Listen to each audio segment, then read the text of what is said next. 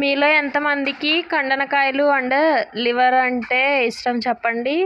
నాకైతే చాలా ఇష్టం, చాలా బాగుంటాయి కూడా అవైతే. ఇప్పుడు దీని ఫుల్ రెసిపీలోకి వెళ్ళిపోదాం రండి. హాయ్ అండి, అందరూ ఎలా ఉన్నారు, బాగున్నారా? నేను మీ Divya, welcome back to our channel.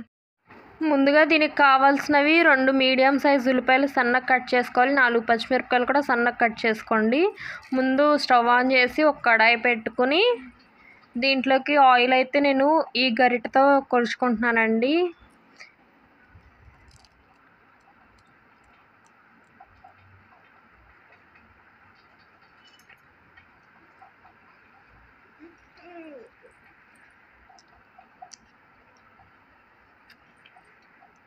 నాలుగు స్పూన్లు ఆ గరిటతో అయితే వేసుకోవాలి. నూనె కాగిన తర్వాత పచ్చిమిరపకాయలు వేసుకోండి. ఫస్ట్ మీ దగ్గర ఉంటే కరివేపాకు కూడా వేసుకోండి. నా దగ్గర అయితే అవైలబుల్గా లేదు, సో నేను వేయట్లేదండి. ఇప్పుడు అవి వేగిన తర్వాత ఇవి ఉల్లిపాయలు కూడా వేసుకోండి. 2 బాగా వేగాలండి, గోల్డెన్ బ్రౌన్ కలర్ వచ్చేంత వరకు వేపుకోవాలి, దోరగా వేగేంత వరకు.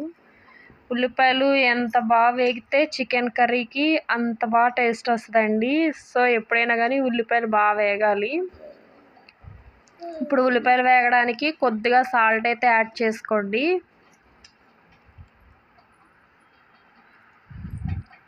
మళ్ళీ ఒకసారి తిప్పుకోండి. తిప్పేసుకుని ఇప్పుడు ఉల్లిపాయలు మగ్గడానికి మూత పెట్టి మగ్గించుకోండి. ఒక 2 మినిట్స్ తర్వాత మూత తీసి మళ్ళీ ఒకసారి తిప్పండి. కొద్దిగా కలర్ అయితే చేంజ్ అయినాయి, పింకిష్ కలర్లోకి వచ్చాయి. ఇప్పుడు ఇంకా కలర్ అనేది చేంజ్ అవ్వాలండి, గోల్డ్ కలర్లోకి వస్తే టేస్ట్ ఇంకా బాగుంటుంది. మళ్ళీ ఒకసారి తిప్పుతూ ఉండండి మధ్య మధ్యలో, మాడిపోతే లేకపోతే తిప్పకుండా ఉంచితే. ఇదిగోండి ఈ కలర్లో రావాలి, ఇంకొంచెం కలర్ అనేది రావాలండి. ఇంకొంచెం కలర్ వస్తే మనం చికెన్ కండనకాయలు అనేవి వేసేసుకోవచ్చు.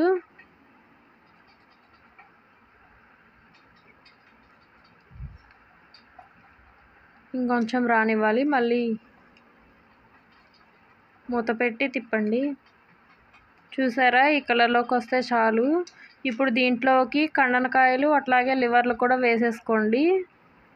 మొత్తం వేసేసుకోండి.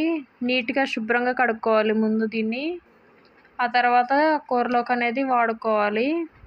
ఇప్పుడు దీంట్లోకి 1 స్పూన్ ఉప్పు వేసుకోండి. ఒకసారి మళ్ళీ ఒకసారి తిప్పుకుని మూత పెట్టి వాటిని ఉడికించుకోవాలి చికెన్ని. చూసారా, వాటర్ అనేది రిలీజ్ చేస్తుంది ఉడికాక, ఇంకా రిలీజ్ అవుతాయండి వాటర్ అనేవి. మనం చుక్క నీరు కూడా వేయము, అవే రిలీజ్ అవుతాయి వాటర్ మొత్తం. ఒకసారి తిప్పుకోండి. ఇప్పుడు దీంట్లోకి 1/2 టేబుల్ స్పూన్ పసుపు వేసుకోండి. ఒకసారి తిప్పుకుని మళ్ళీ మూత పెట్టి వాటిని ఉడికించండి.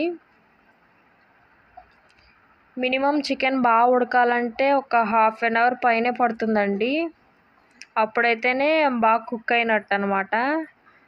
వాటర్ చూసారా అవే వచ్చాయి, నేను ఒక్క చుక్క నీరు కూడా వేయలేదు. చూసారా ఎట్లా వచ్చాయో వాటర్ అనేవి. కొత్త వాళ్ళు కనుక నా ఛానల్ని ఫస్ట్ టైం చూస్తే please like, share, subscribe for my channel అండి. ఇప్పుడు కారం వచ్చేసి 4 టేబుల్ స్పూన్స్ అయితే వేసుకోండి. నేను మొత్తం కన్సిడర్ చేసే చెప్తున్నానండి, సరేనా? ఒకసారి మొత్తం తిప్పేసుకోండి కారం ముక్కలకు బాగా పట్టేట్టు.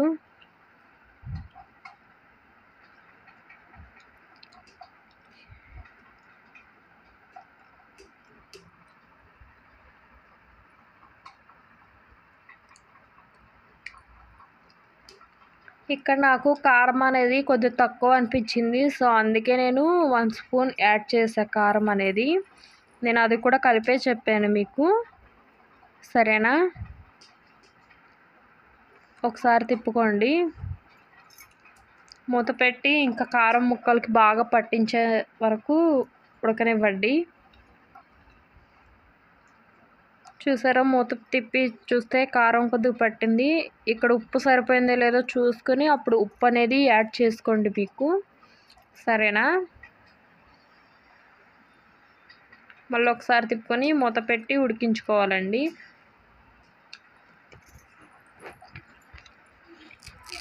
మూత తీసి చూసి ఒకసారి తిప్పుకోండి. కింద అడుగంటుంది లైట్గా, మనం వాటర్ ఏం వేయలేదు కదా, సో అందుకే అడుగంటేస్తుంది. చూసారా అండి, మళ్ళీ ఒకసారి మూత పెట్టుకొని ఇంకొంచెం దగ్గరకు అవ్వాలండి కూర. ఆయిల్ అనేది బయటికి రావాలన్నమాట. సో చూసారా, కొద్దిగా ఆయిల్ అనేది బయటికి రిలీజ్ చేస్తుంది. ఇట్లాగే మనం ఉండాలి. ఇప్పుడు దీంట్లోకి ఒక గుప్పెడు కొత్తిమీర అయితే వేసుకోండి. కొంతమందికి కొత్తిమీర ఫ్లేవర్ అంటే నచ్చదండి, కొంచెం ఒక్కసారి కొత్తిమీర వేసుకోండి. కొత్తిమీర తినటం వల్ల ఆకలి బాగా అవుతుందండి. మనం ఏమీ వాడక్కర్లా, కొత్తిమీర ఒకటి తింటే చాలు. సో ఇట్లా ఫుల్గా వేసుకోండి. మూత పెట్టి కొత్తిమీర బాగా పట్టేంత వరకు ఉండండి. తర్వాత ఇప్పుడు లాస్ట్లో ఫైనల్ ఆఫ్ ద రెసిపీ అండి, జీలకర్ర అండ్ వెల్లుల్లి కూడా దంచి వేసుకోండి. తిప్పేసుకుని మూత పెట్టుకోండి. అసలు కర్రీ టేస్టే మారిపోద్దండి లాస్ట్లో వెల్లుల్లి జీలకర్ర యాడ్ చేస్తే. ఇంతేనండి, ఇదిగోండి కర్రీ అనేది దగ్గరకు అయిపోయిందండి. చూసారా ఎంత టేస్టీగా, ఎంత బాగుందో. ఈ రెసిపీ కనుక మీకు నచ్చినట్లయితే please like, share, subscribe for my channel.